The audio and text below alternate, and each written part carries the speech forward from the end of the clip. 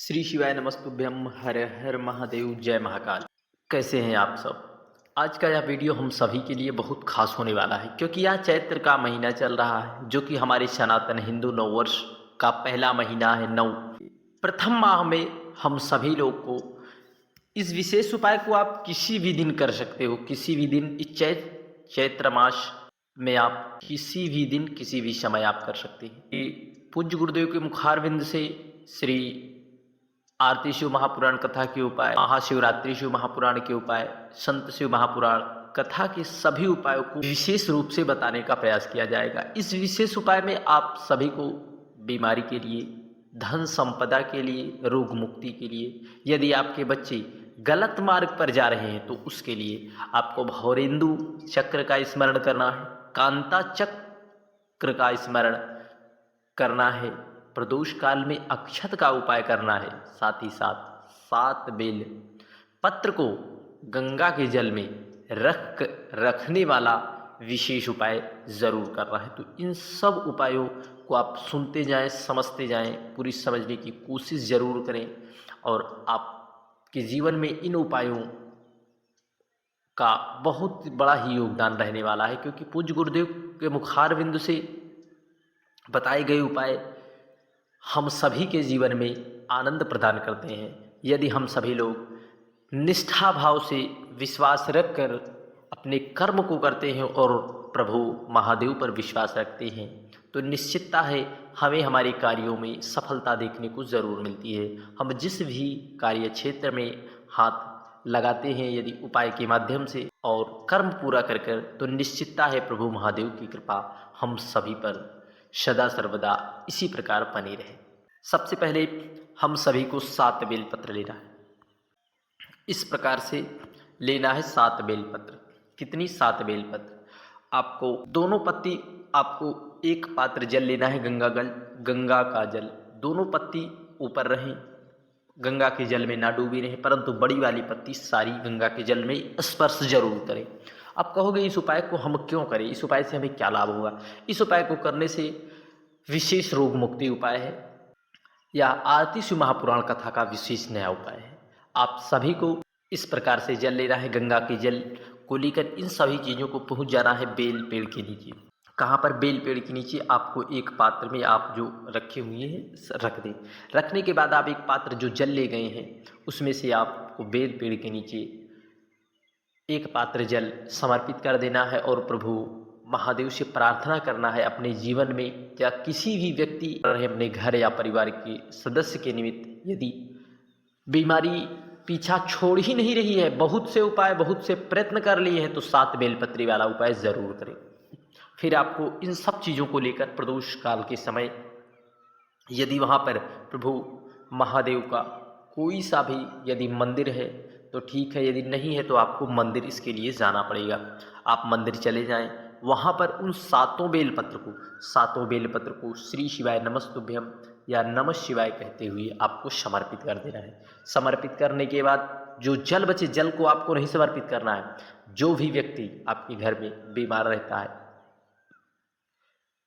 या फिर अस्पताल में है, आपको उस जल को आचमनी करा देना है 2 से 3 बार। निश्चितता है यदि आप दृढ़ विश्वास रखकर इस विशेष उपाय को कर रहे होंगे तो प्रभु महादेव की कृपा और करुणा से वह व्यक्ति 2 से 3 दिन में उसे आराम लगना प्रारंभ हो जाएगा क्योंकि पूज्य गुरुदेव के मुखारविंद से यह विशेष उपाय हाल ही की कथाओं में बताया गया। श्री शिवाय नमस्तुभ्यम हर हर महादेव जय महाकाल। बढ़ते हैं अगले उपाय। हम सभी को एक पुष्प लेना है। आप इस प्रकार से एक लाल पुष्प ले सकते हैं और एक सफ़ेद पुष्प, एक बेलपत्र ले सकते हैं और एक शमी पत्र। इन सब चीज़ों को लेकर आपको पहुंच जाना है एक पात्र जल के साथ प्रभु महादेव के मंदिर।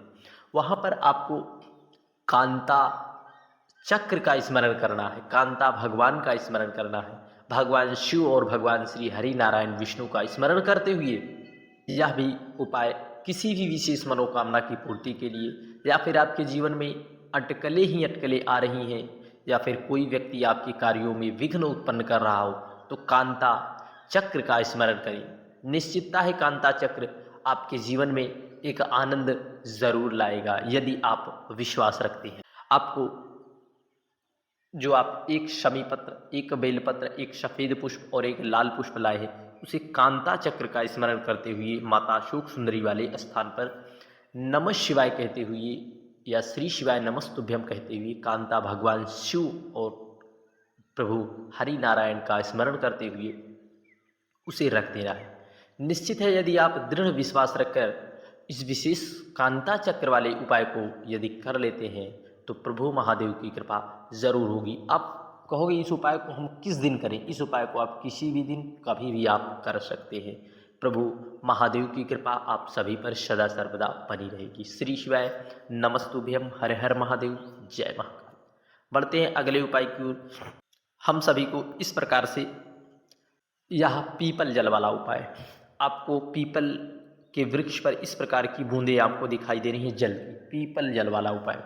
इस उपाय को वे लोग करें काल सर्प दोष, वास्तु दोष, पितृ दोष, यदि तीनों दोष उनके कुंडली में है, 3 प्रकार के दोषों का नाश करने वाला यह पीपल जल वाला उपाय मेरी प्रिय माताएं बहनों से विशेष निवेदन है कि वे पीपल जल वाला उपाय अपने बच्चों के निमित्त, अपने पति के निमित्त ज़रूर करें।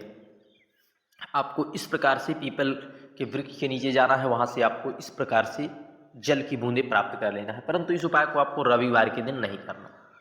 आपको वहाँ से जल प्राप्त करके लाना है।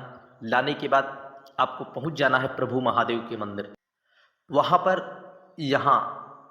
जहाँ से जल नीचे गिर रहा है, जल नीचे वाले स्थान पर यहाँ पर आपको लगा देना है। उस जल को एक ही बूंद जल मिल जाए, एक ही बूंद जल ही सही, आपको वहाँ पर समर्पित कर देना है अपने पितरों का स्मरण करते हुए। निश्चित है यदि पीपल जल वाला उपाय यदि कर लेता है कोई भी व्यक्ति अपने घर के निमित्त, तो पितृ दोष तो दूर होता ही है, साथ ही साथ काल सर्प दोष भी और वास्तु दोष भी दूर होता है। यह तीनों दोषों का नाश करने वाला है पीपल जल वाला उपाय। श्री शिवाय नमस्तुभ्यम, हर हर महादेव, जय महाकाल। बढ़ते हैं अगले उपाय की ओर, भौरेंदु जल। आपको एक पात्र जल लेना है। एक पात्र जल लेकर आपको मंदिर जाना है, श्री शिवाय नमस्तुभ्यम नमः शिवाय कहते हुए। इस उपाय को आप किसी भी दिन कर सकते हो। यदि आपके घर में कोई भी व्यक्ति बीमार रहता है, कोई उपाय कार्य नहीं कर रहा है, कोई भी प्रयत्न प्रयास आपने बहुत से कर लिए, कार्य हो ही नहीं रहा है, वह व्यक्ति डॉक्टरों ने भी हाथ खड़े कर दिए हैं, तो आपको एक पात्र जल लेकर भौरेंदु चक्र का स्मरण करना है, जो कि भगवान शिव के पास जो चक्र है उसे भौरेंदु चक्र, यहाँ से आपको समर्पित करते हुए चक्र की भांति आपको जल समर्पित करते हुए जाना है। जब थोड़ा सा जल बचे प्रभु महादेव के ऊपर समर्पित कर दें। समर्पित करने के बाद जल बहता हुआ आएगा, उसे किसी पात्र में झेल लेना है, प्राप्त कर लेना है। और जो भी व्यक्ति आपके घर में अत्यधिक बीमार है तो उसे 2 से 3 बार आचमनी उस जल का, भौरेंदु चक्र का स्मरण यदि करके आप उसे आचमनी करा देते हैं तो निश्चितता है प्रभु महादेव की कृपा आप सभी पर सदा सर्वदा यूं ही बनी रहेगी। वह व्यक्ति 2 से 3 दिन में यदि अस्पताल में है तो पूर्ण स्वस्थ होकर ज़रूर से ज़रूर घर आएगा। श्री शिवाय नमस्तुभ्यम, हर हर महादेव, जय महाकाल। वीडियो की जानकारी उपयोगी लगे चैनल को सब्सक्राइब कर कमेंट में हर हर महादेव लिखना ना भूलिए। जय।